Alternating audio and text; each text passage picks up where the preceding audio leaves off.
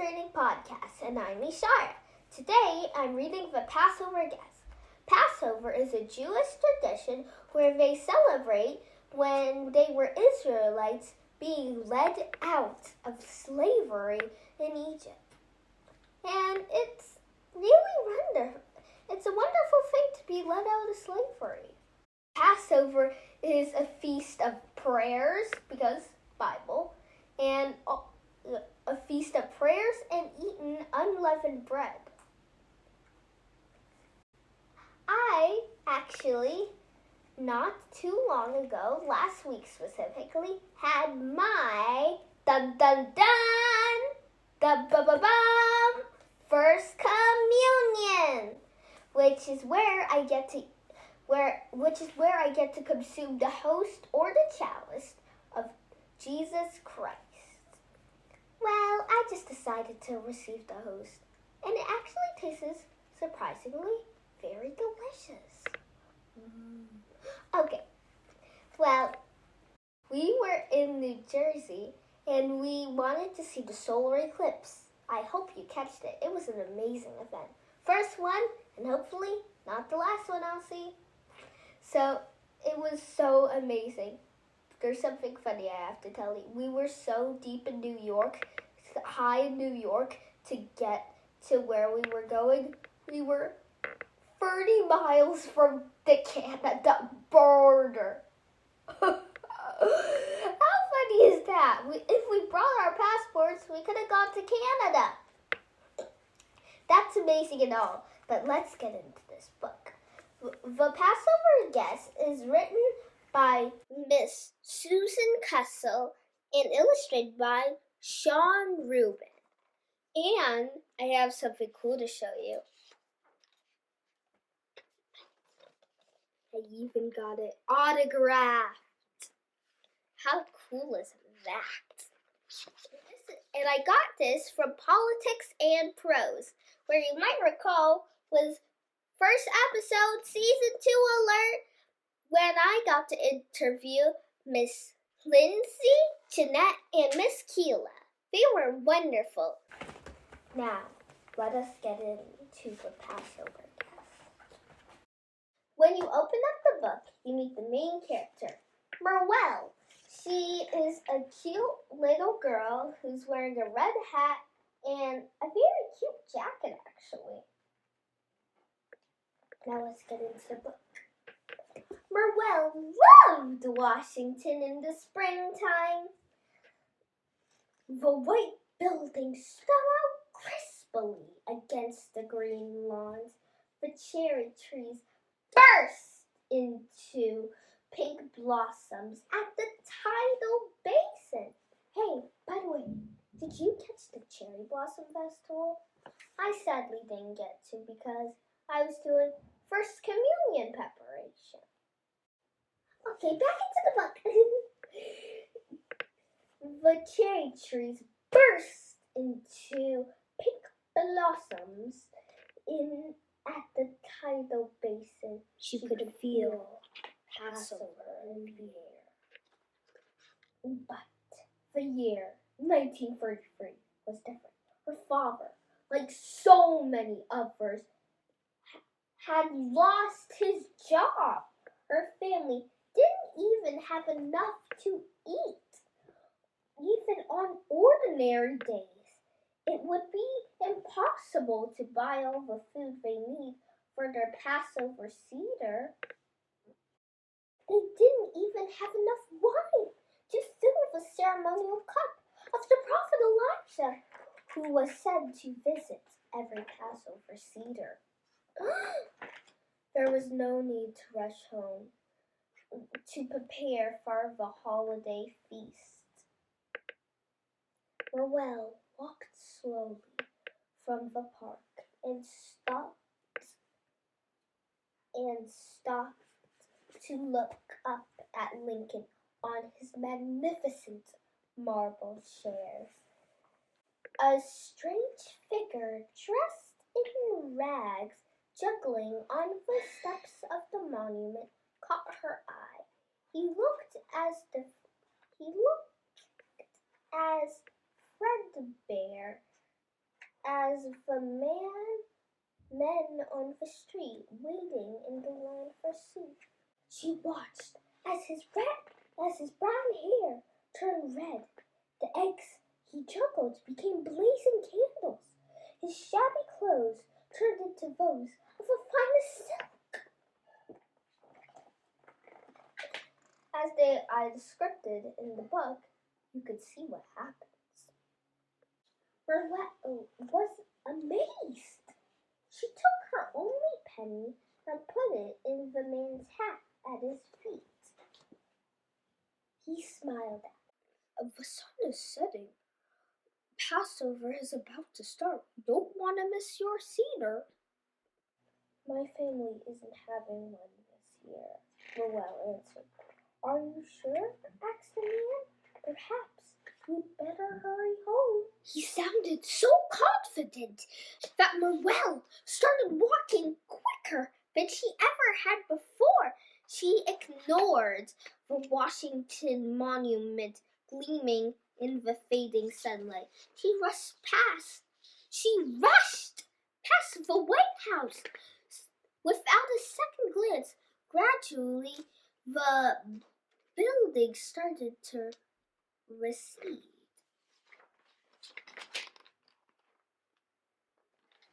When she got to her neighborhood, her stomach grumbled as she smelled the delicious food from the other Cedars.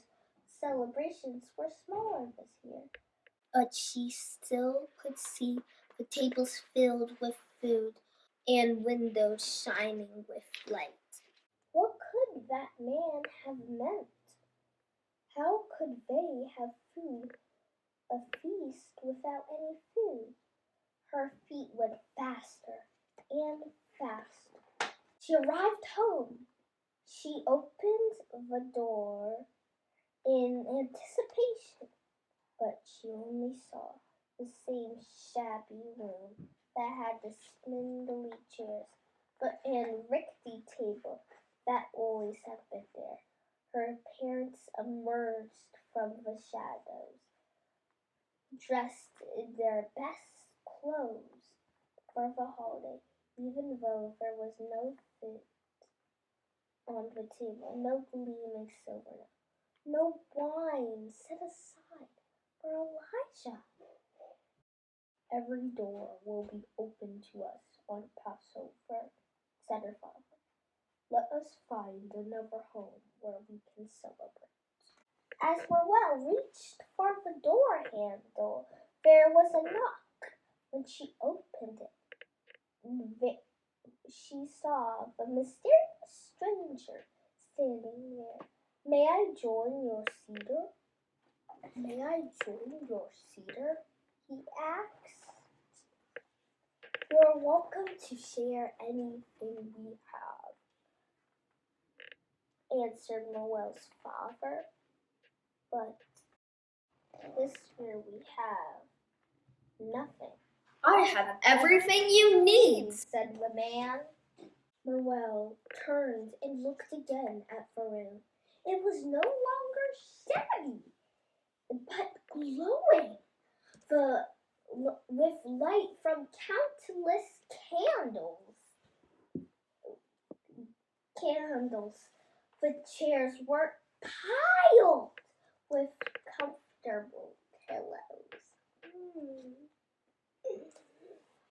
And the food, there were mountains of tender briskets, oceans of flavorful soup, fields of crunchy matzah, a magnificent cedar plate laid in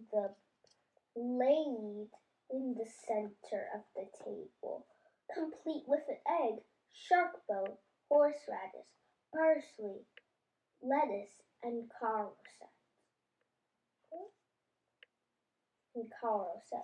There was even a beautiful cup of wine for Elijah.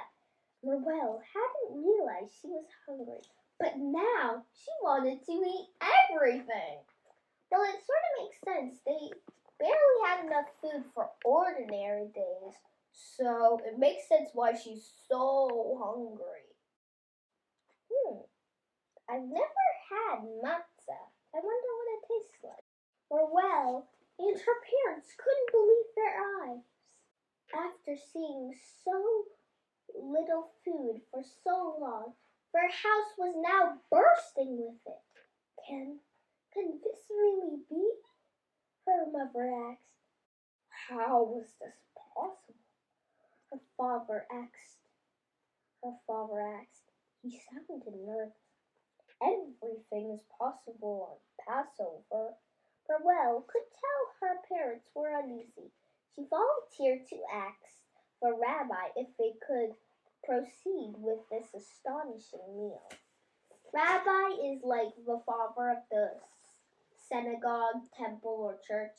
They all are technically the same thing. It's something for God, but they use different words depending on where you're from. It depends on if you're Jewish or Christian.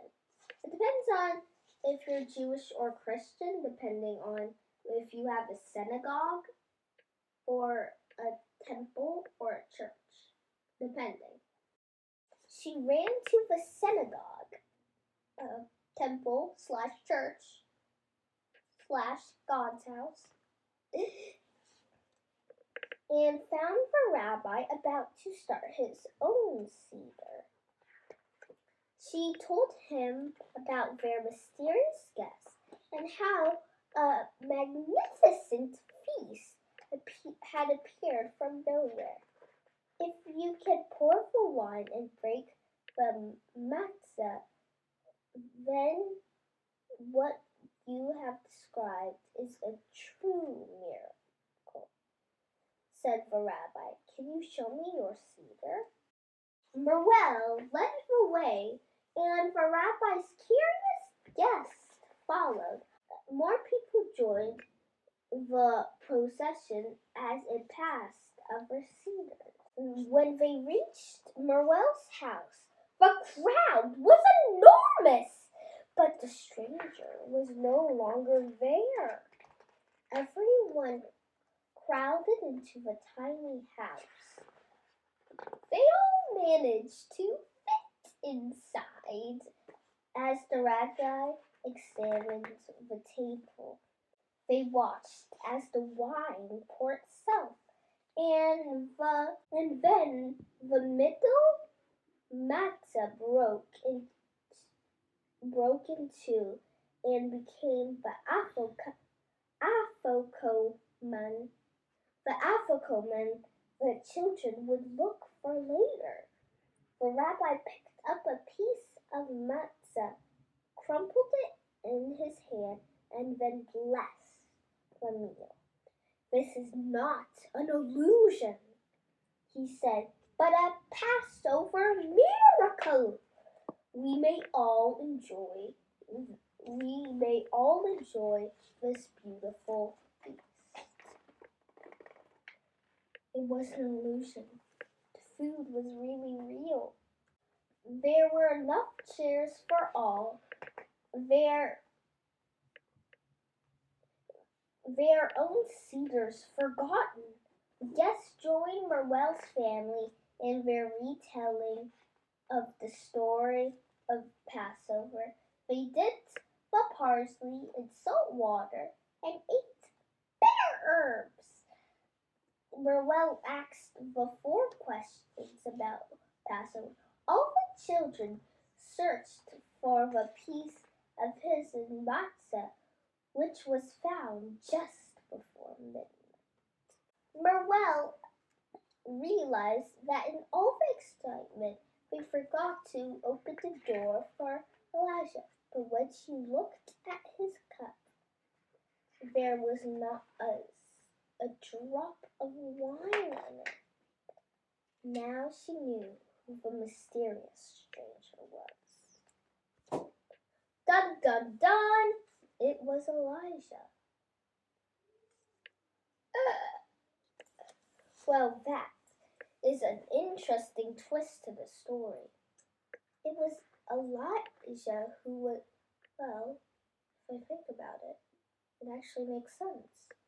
Elijah made himself look like a mysterious stranger, the one who juggled for eggs that became candles.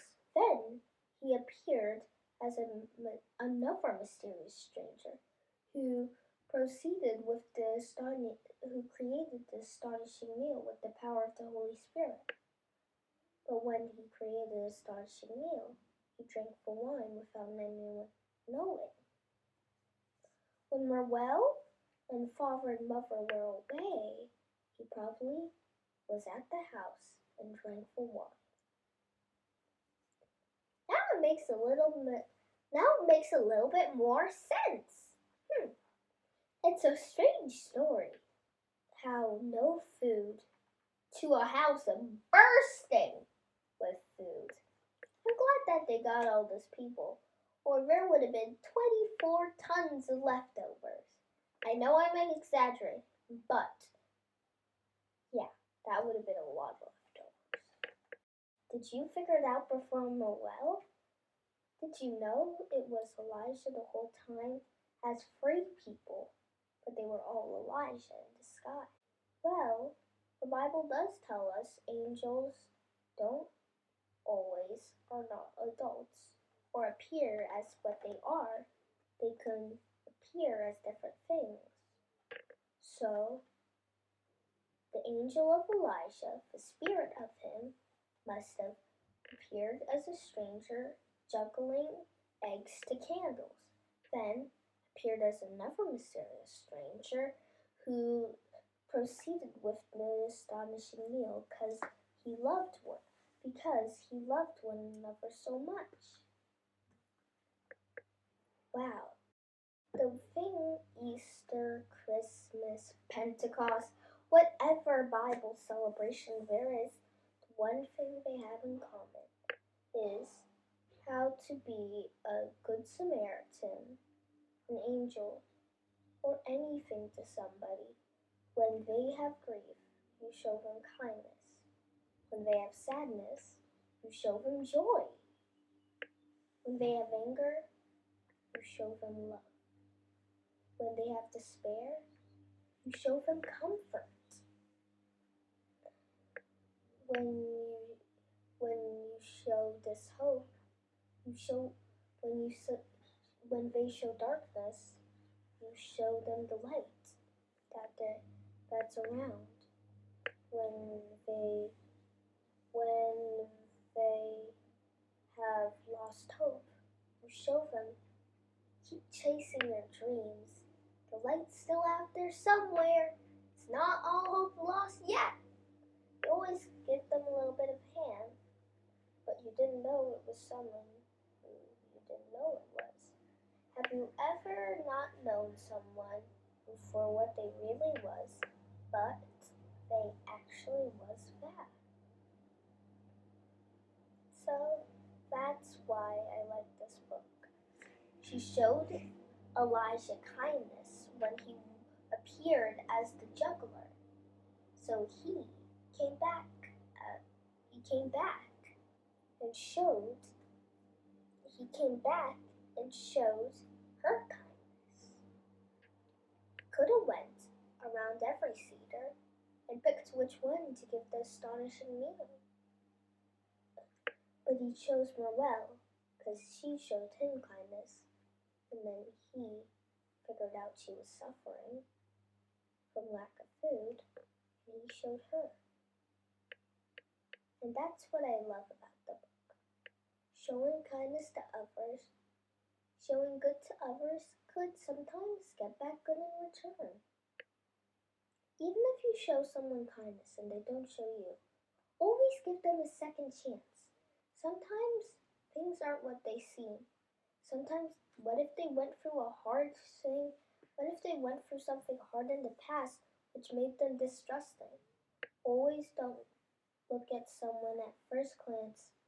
Sometimes they could be bold,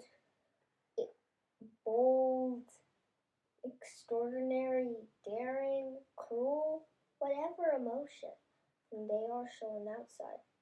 sometimes they have a very gooey, soft center. So don't always believe what people say, because one of the 10 Commandments is to not spread false witness about your neighbor. Not neighbor as in neighbor of the neighborhood. Neighbor as in, well, everyone, actually. Everyone's your neighbor in different ways. From a neighbor to neighbor, a person to person. Show everyone love. Well, that's why I love this book.